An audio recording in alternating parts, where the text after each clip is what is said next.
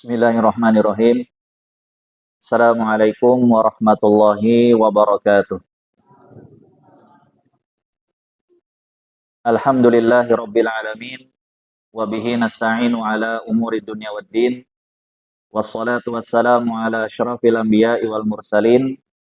Sayyidina Muhammadin wa ala alihi wa ashabihi ajma'in. Wa man tabi'ahum bi ihsanin ila yaumiddin. Qala Allah Ta'ala fi kitabihil mubin. Ya ayyuhalladzina amanu taqullaha haqqa tuqatih. Wa la tamutunna illa wa antum muslimun. Amma ba'd. Allahumma inna nas'aluka ilman nafi'an wa rizqan thayyiban wa amalan mutaqabbalan. Allahumma anfa'na bima 'allamtana wa 'allimna ma yanfa'una wa zidna ilman. Kaum muslimin wal muslimat, Bapak-bapak dan ibu-ibu, jamaah kajian yang semoga dimuliakan Allah Subhanahu wa taala. Alhamdulillah pada kesempatan malam hari ini dengan nikmat dari Allah Subhanahu wa taala kita masih diberikan kesehatan, diberikan waktu luang, dan juga diberikan nikmat iman dan Islam, sehingga bisa sama-sama duduk di salah satu rumah Allah yang mulia untuk beribadah kepadanya, dan juga senantiasa untuk berusaha istiqomah di atas jalannya, sehingga kita berharap bisa mengakhiri hidup di dunia ini dalam keadaan husnul khotimah. Amin ya rabbal alamin. Salawat dan salam tak lupa pula kita haturkan kepada suri tauladan kita Nabi Agung Muhammad sallallahu alaihi wasallam beserta keluarga beliau, para sahabat dan juga umatnya sampai hari kiamat nanti. Kaum muslimin wal muslimat, bapak-bapak dan ibu-ibu jamaah kajian yang semoga dimuliakan Allah Subhanahu wa taala. Insyaallah pembahasan kajian kita pada kesempatan malam hari ini membahas tentang kiat-kiat atau cara-cara agar kita bisa istiqomah. Kiat-kiat atau cara-cara agar kita bisa istiqomah. Sebagaimana hal ini senantiasa kita baca ketika kita sholat, membaca surat Al-Fatihah, kita membaca ihdinas siratal mustaqim. Yang artinya, ya Allah, berilah kami hidayah untuk bisa tetap berada di atas jalan yang lurus. Maka siratal mustaqim diantaranya adalah istiqomah. Berarti makna istiqomah bisa kita artikan kita berada di jalan yang lurus. Tidak belok ke kanan, tidak belok ke kiri, dan juga tidak balik ke belakang. Tetapi terus maju ke depan, sesuai dengan jalurnya, lurus, maka itulah disebut dengan istiqomah. Semua kaum muslimin berharap dia bisa istiqomah di atas kebenaran. Sebagaimana dalam urusan dunia, kita juga ingin istiqomah di atas dunia kita. Maka tidak ada orang bekerja, mencari dunia, bertani, berdagang, berusaha, kemudian menggunakan jalan-jalan yang tidak semestinya. Sehingga kalau berdagang, tentu kalau ditanya tujuan dagang apa, biar untung. Maka tidak ada orang buka usaha, berdagang, pengen buntung, pengen rugi, itu tidak ada. Orang bekerja, cari apa? Cari duit. Supaya bisa menafkahi dirinya, keluarganya, sehingga tidak minta-minta sama orang. Maka umumnya manusia bekerja untuk mendapatkan uang. Kalaupun mungkin ada manusia di sana bekerja pamrih, artinya tanpa pamrih, tidak mengharapkan gaji, mungkin ada, tapi jarang. Umumnya orang itu bekerja, ingin mendapatkan uang. Dan semuanya itu didapatkan dengan jalan yang lurus. Kalau bekerja tidak sesuai dengan cara-caranya, mesti akan rusak. Bertani kalau tidak sesuai dengan aturan tanam menanam, bajak membajak. Oh, iya.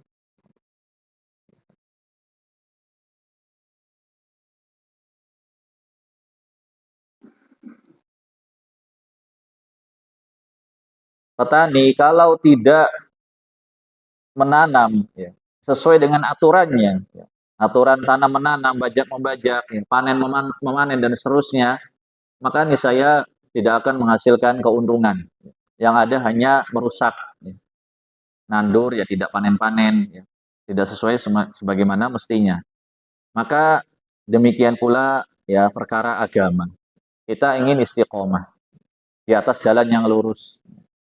Maka bagaimana saja cara-cara agar kita bisa istiqomah di atas jalan yang lurus? Di antaranya yang pertama adalah beriman kepada Allah Subhanahu wa taala. Ini cara yang pertama. Beriman kepada Allah Subhanahu wa taala. Dan beriman kepada Allah itu bertingkat-tingkat. Sebagaimana Nabi bersabda, al-imanu yazidu wa yanqusu. Iman itu bisa bertambah dan bisa berkurang. Yazidu bi ta'ah. Iman itu bisa bertambah dengan ketaatan. Melakukan ketaatan-ketaatan, kebaikan-kebaikan itu bisa menaikkan iman kita. Wa yanqusu bil ma'siyah, dan iman itu bisa berkurang dengan kemaksiatan. Melakukan kemaksiatan, melakukan dosa, maka imannya sedang turun.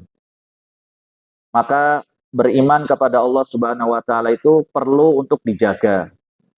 Di antaranya ya, yang bisa menjaga keimanan kita adalah senantiasa kita belajar ilmu agama, menuntut ilmu agama dengan menghadiri kajian-kajian seperti ini. Yang mana di sini disampaikan ayat Al-Qur'an, disampaikan hadis Nabi, sehingga bisa menambah keimanan. Yang sebelumnya lalai, lupa, ya, semakin menjauh kemudian hadir di pengajian, maka bisa bertambah imannya. Maka sebagaimana ya, ilmu itu cahaya. Al ilmu nurun. Ilmu itu cahaya yang bisa membimbing kita di atas jalan yang lurus.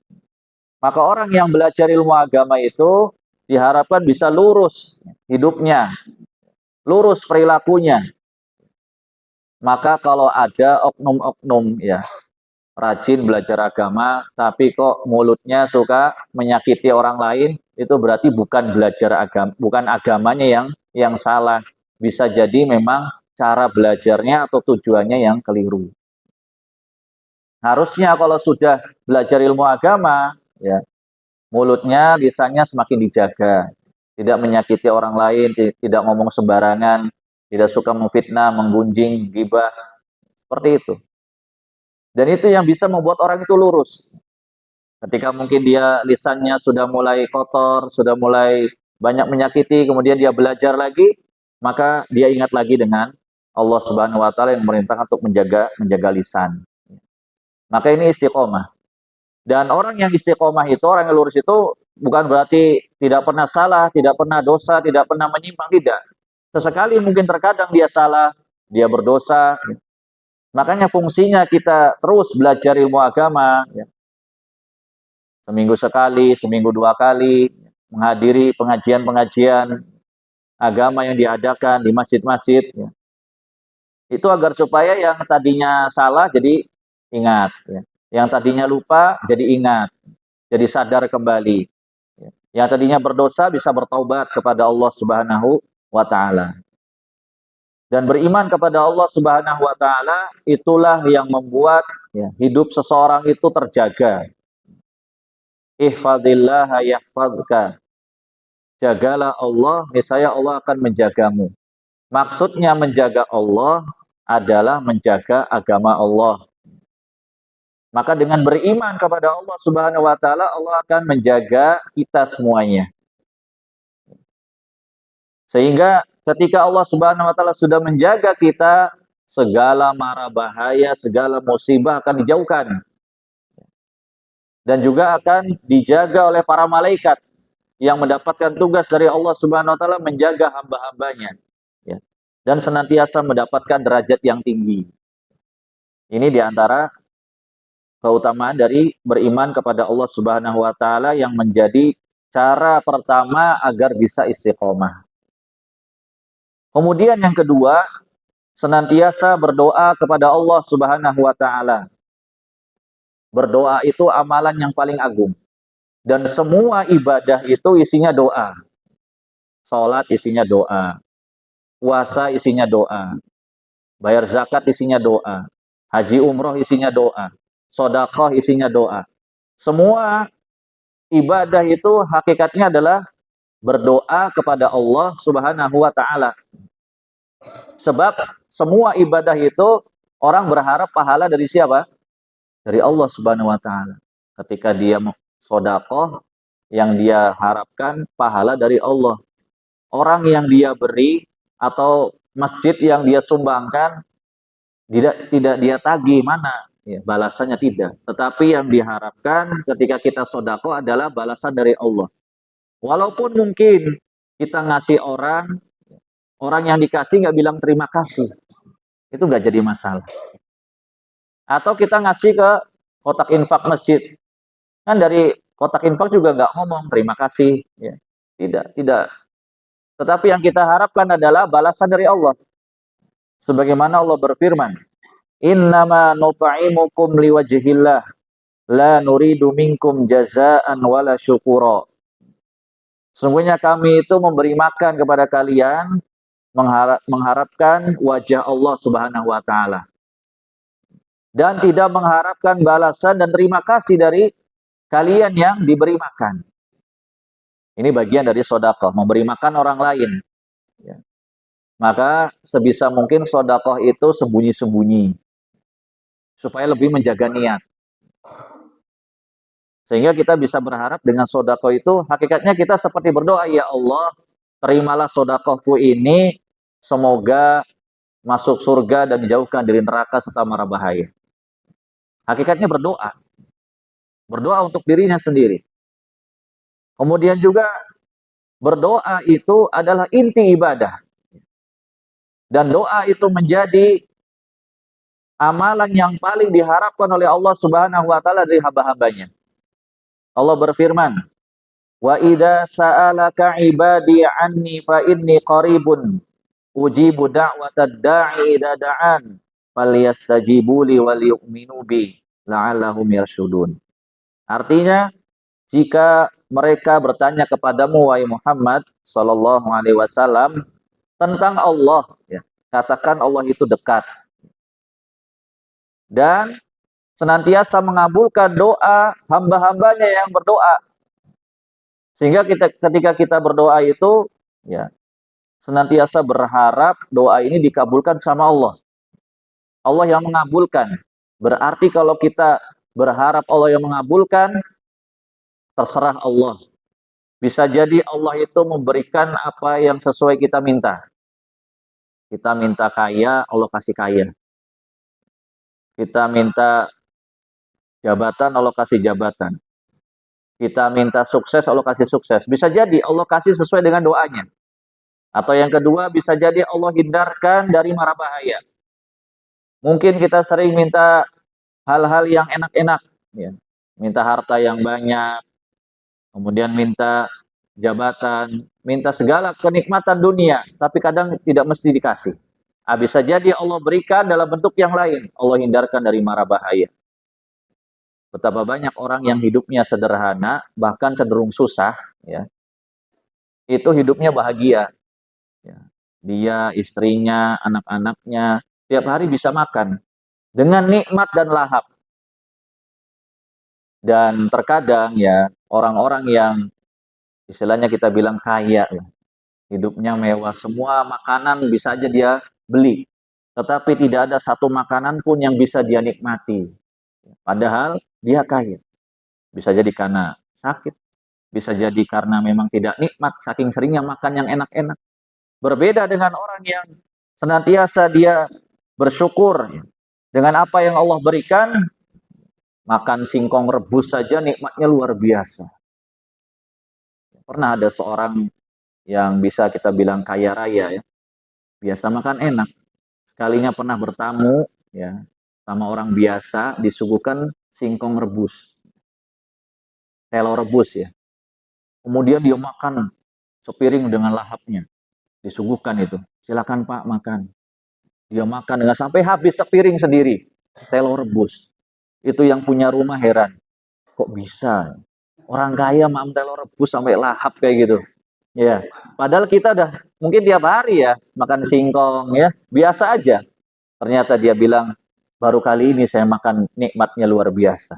Coba bayangkan, singkong rebus ya.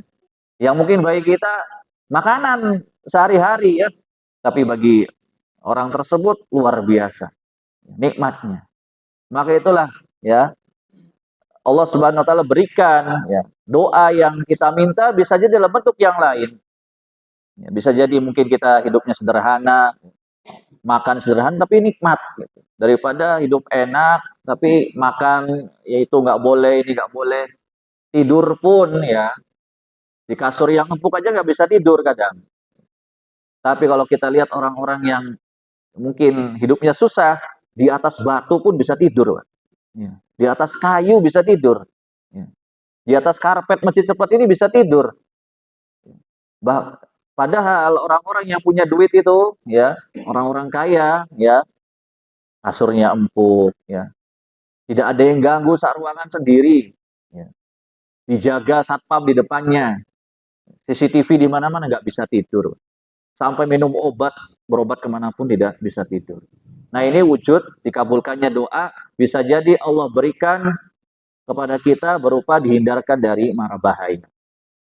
Atau bisa jadi doa itu dibalas nanti di hari kiamat. Yang seharusnya mungkin kita masuk neraka, Allah Subhanahu wa taala ampuni dosa kita dengan sebab kita sering berdoa, akhirnya Allah masukkan kita dalam surga. Itu bisa jadi. Itu terserah Allah Subhanahu wa taala. Maka berdoa memohon istiqomah kepada Allah Subhanahu wa taala agar kita bisa terus hidup di atas jalan yang lurus dan bisa wafat di atas agama Islam ya sebagaimana Allah yang berfirman ya ayyuhalladzina amanu ittaqullaha haqqa tuqatih wa la tamutunna illa wa antum muslimun. Janganlah kalian mati meninggal kecuali betul-betul dalam keadaan Islam ya. Sehingga dengan itu kita senantiasa berdoa kepada Allah memohon istiqomah di atas agama Islam ya dan kita buktikan dengan amal nyata. Kita ke masjid, ya, ngaji, sholat jamaah, ya, itu amalnya umat Islam. Ya. Jangan apa kita Islam tapi suruh sholat kadang nggak mau, suruh ke masjid nggak mau, baca Al-Quran nggak pernah, sodakoh pelit. Ya. Maka itu bukan akhlaknya orang Islam. Orang Islam, Islam mengajarkan suruh dekat dengan Allah, berbuat baik dengan manusia. Ya. Dengan cara apa? Menjaga ya, tidak mengganggu mereka, menjaga agama perintah-perintah Allah ya. Ada masjid didatangi, sholat berjamaah, ada kajian ikut pengajian yang hakikatnya kembali kepada diri kita masing-masing pahalanya. Maka itu cara yang kedua yaitu berdoa kepada Allah Subhanahu wa taala.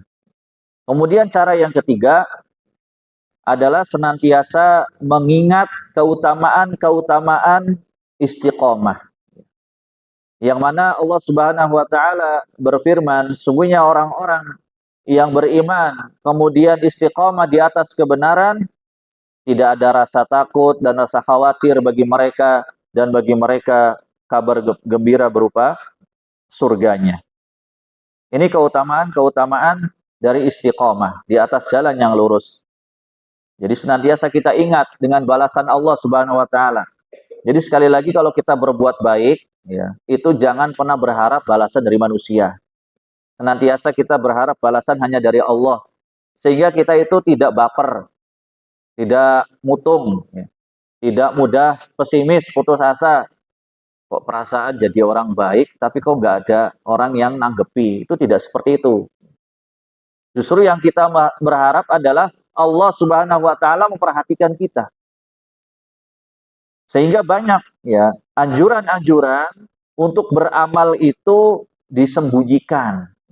Kecuali yang memang harus ditampakkan seperti sholat jamaah, pengajian seperti memang harus kelihatan ya sebagai syiar dari agama Islam. Tapi di sana ada amal-amal yang sebisa mungkin kita sembunyikan.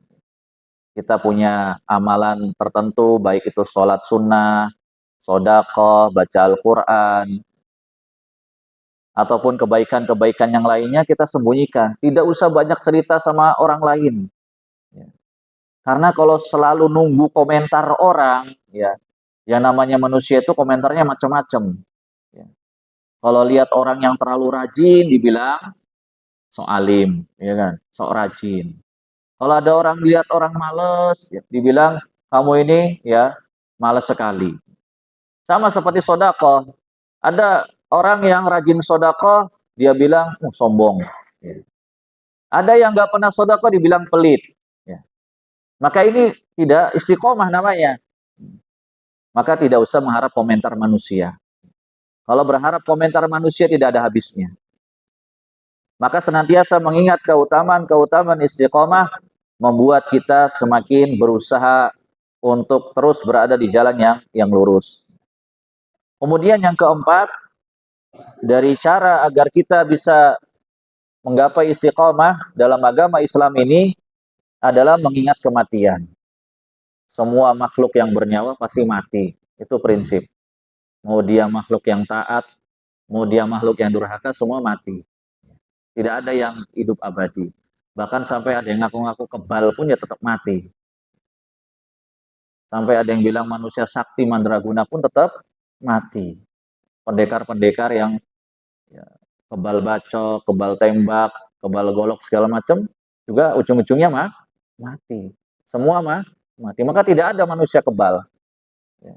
Maka kita tidak boleh percaya ya kalau ada yang ngaku kebal bacok, bohong. Ya. Buktinya nek mati ya mati. Ya.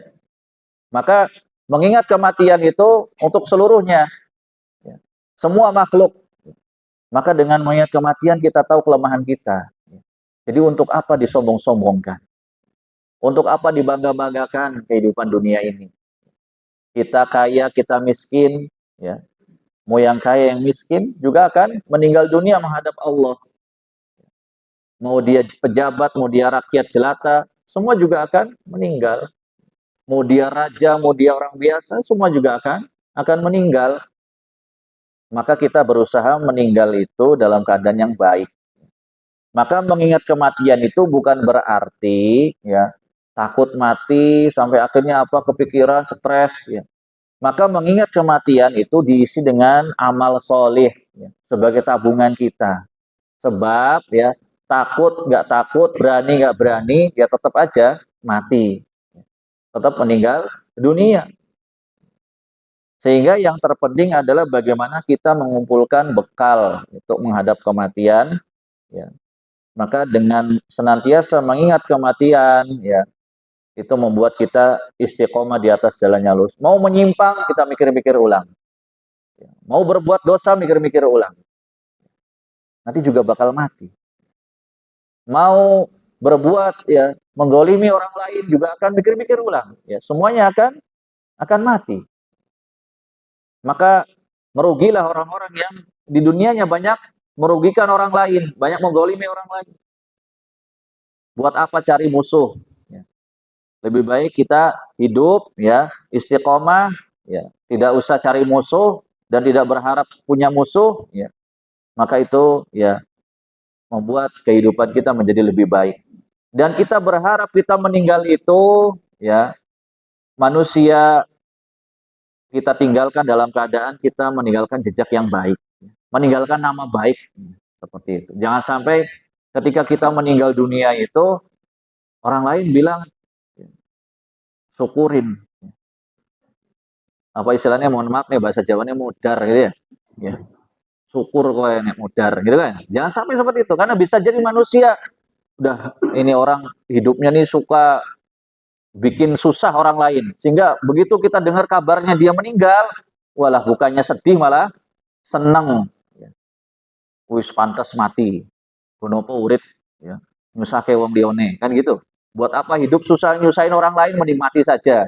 Itu jangan sampai terjadi pada diri kita. Kita jadi orang yang bermanfaat buat orang lain sehingga ketika kita meninggal dunia itu meninggalkan nama baik.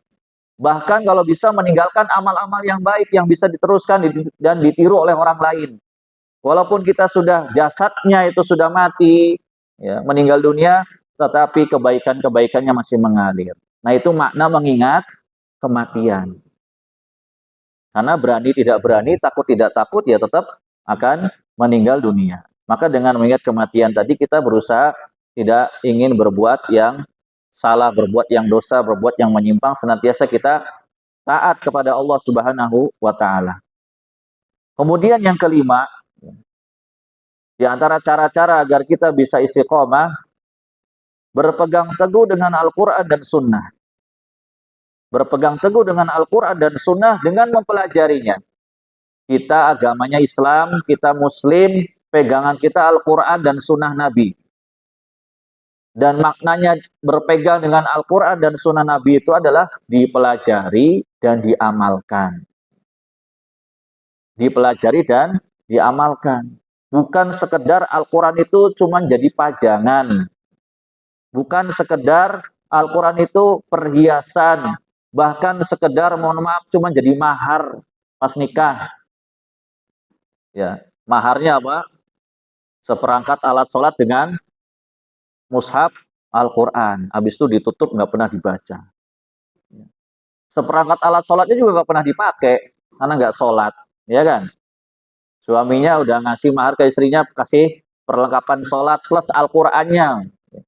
Tapi nggak pernah dipakai, nggak pernah dibaca. Maka tidak bermanfaat. Ya. Dan itu tidak berpegang teguh dengan Al-Quran dan Sunnah namanya. Berarti kalau kita punya Quran itu, dibaca, dipelajari, diamalkan. Itu yang bermanfaat.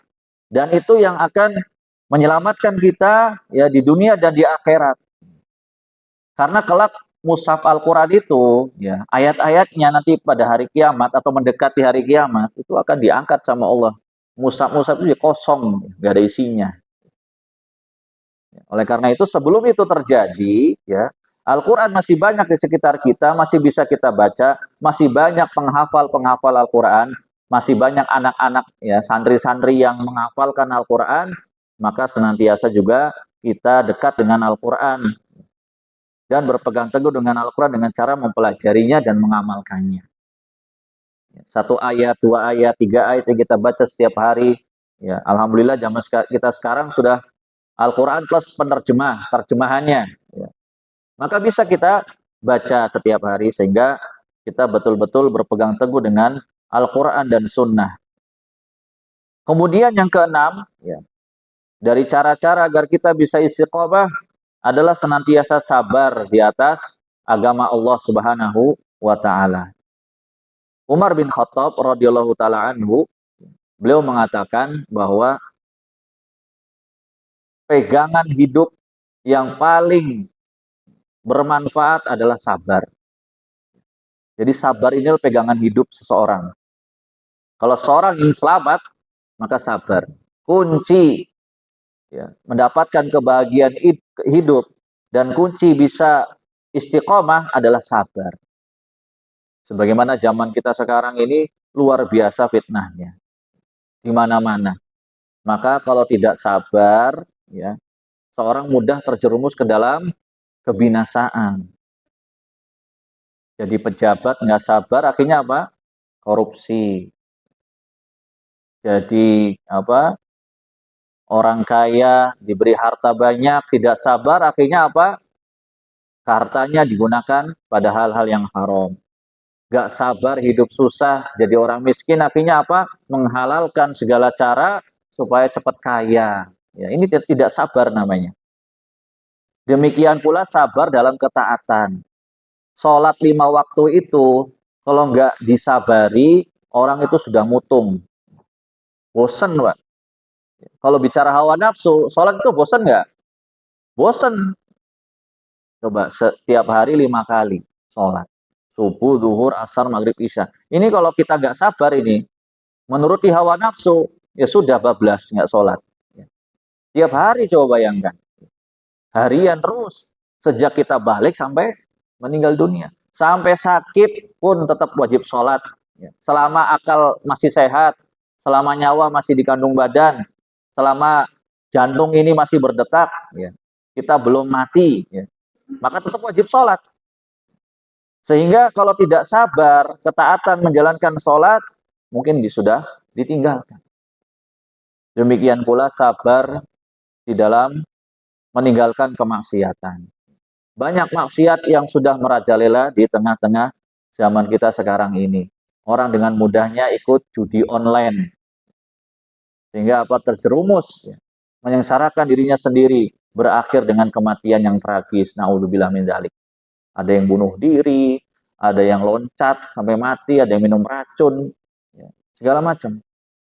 Ada yang bakar segala macam, yaitu akibat dari perbuatan nggak sabar, ya, menghadapi kenyataan hidup. Sehingga dengan sabar ini, kata sahabat Umar bin Khattab radhiyallahu anhu, pegangan hidup. Kalau bukan dengan sabar, ya sudah, ya, wassalam hidupnya, selesai. Maka semua para nabi, para rasul itu sabar semuanya.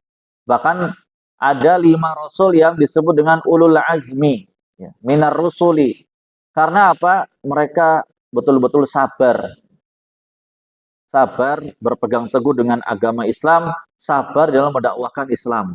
Ya, kita tahu ya Nabi Nuh alaihissalam itu menghadapi kaumnya sekian ratus tahun. Ya. Jadi Nabi Nuh itu dikasih umur panjang sama Allah hampir 1000 tahun lebih. Sementara kaumnya itu umurnya paling 100 tahun meninggal, 100 tahun meninggal. Jadi Nabi Nuh itu berdakwah 950 tahun, itu kurang lebih bertemu dengan 10 generasi manusia. Berarti dari mbah buyutnya sampai anak cucunya itu ketemu semua, cucu cicitnya ketemu semua. Ya. Jadi Nabi Nuh itu dikasih umur panjang sehingga ketemu ya nenek moyangnya tidak menerima dakwahnya. Dia punya anak, ya, terus tidak terima dakwahnya. Jadi setiap kali orang itu punya anak, dia wasiati, anakku jangan dengarkan dakwahnya Nabi Nuh alaihissalam. Tutup telingamu, sumpel. Ya. Kemudian anaknya tuh wasiatnya lagi ke anaknya. Anaknya wasiatnya lagi itu sampai cucunya, cicitnya. Sehingga Nabi Nuh itu ya udah betul-betul sabar yang luar biasa. Sampai ingat dulu nenek moyangmu juga sama. Ya. Kalau saya dakwah itu apa? Tutup telinga begini. Nah sekarang cucunya begini, cicitnya begini, anak turunannya. Ya. Akhirnya Nabi Nuh sudah pasrah berdoa sama Allah. Kemudian juga Nabi Musa alaihissalam menghadapi Fir'aun. Ya. Kita tahu Fir'aun ya, ini sudah apa, luar biasa. Oke. Sehingga Nabi Musa alaihissalam berusaha untuk betul-betul apa, bersabar mendakwahi Fir'aun.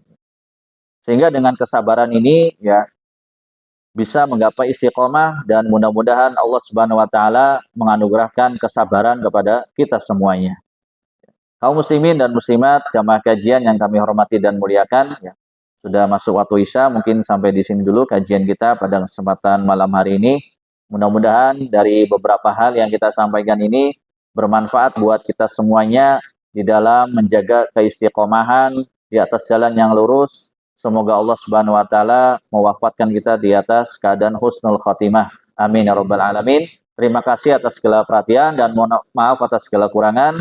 Subhanakallahumma bihamdika asyhadu an la ilaha illa anta astaghfiruka wa atubu ilaik. Alhamdulillahirabbil alamin. Assalamualaikum warahmatullahi wabarakatuh.